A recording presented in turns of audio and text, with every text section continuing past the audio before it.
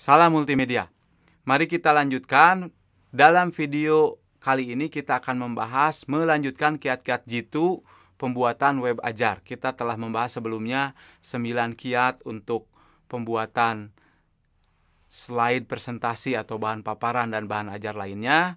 Kemudian 3 kiat jitu untuk pembuatan video ajar. Sekarang kita akan melanjutkan dengan web ajar. Laman web atau website untuk pembelajaran atau untuk e-learning. Bimbing pembelajar saat berselancar. Jadi pemula itu dibimbing supaya dikasih contoh. Ada semacam animasinya.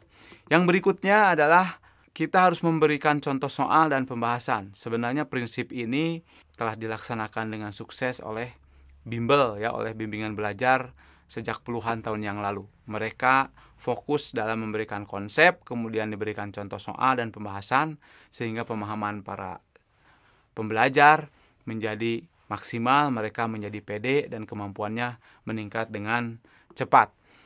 Nah, yang ke-15 kiat kita dalam membuat web ajar adalah tunjukkan jalan yang benar.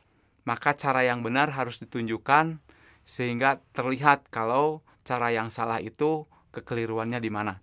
Ini berlaku juga pada saat web ajarnya berbentuk realitas virtual reality, jadi semacam lab virtual, langkah-langkahnya bisa dijelaskan mana yang salah, mana yang benar.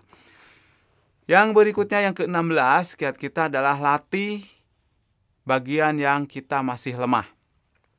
Jadi kita sebagai dosen atau sebagai guru mengarahkan kepada para pembelajar kita yang masih lemah, itulah yang harus sering dilatih. Bahasa Inggrisnya practice makes perfect. Nah, tapi sebenarnya yang lebih tepat adalah deliberate practice makes perfect. Kiat yang ke-17 adalah berikan pembelajar pemula settingan bawaan.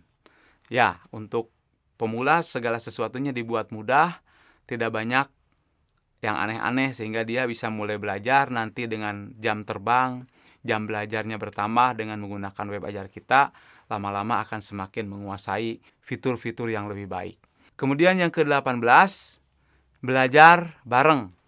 Belajar bersama-sama, bahasa Inggrisnya cooperative learning atau collaborative learning. Jika ada persoalan yang cukup rumit, biasanya yang tidak begitu jelas kayak tugas kreatif, maka sebuah tim yang terdiri atas orang-orang yang saling melengkapi kemampuannya akan jauh lebih besar kemampuannya daripada mereka bekerja sendiri-sendiri secara paralel. Nah, web ajar harus dapat mengakomodasi collaborative learning ini. Yang ke-19 adalah bahwa perhatikan pembelajar mahir. Kita lebih fokus biasanya pada pembelajar secara umum.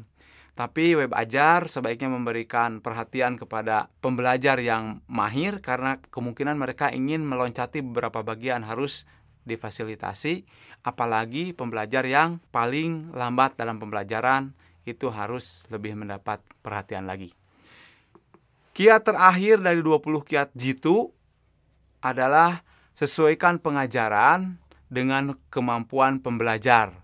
Nah, ini memang menuntut sebuah ITS, Intelligent Tutoring System, sehingga semua mendapatkan pembelajaran secara maksimal. Itulah 20 kiat penting.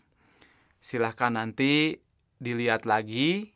Nanti kita akan bahas secara rinci satu persatu dengan disertai contoh dan penjelasan yang lain.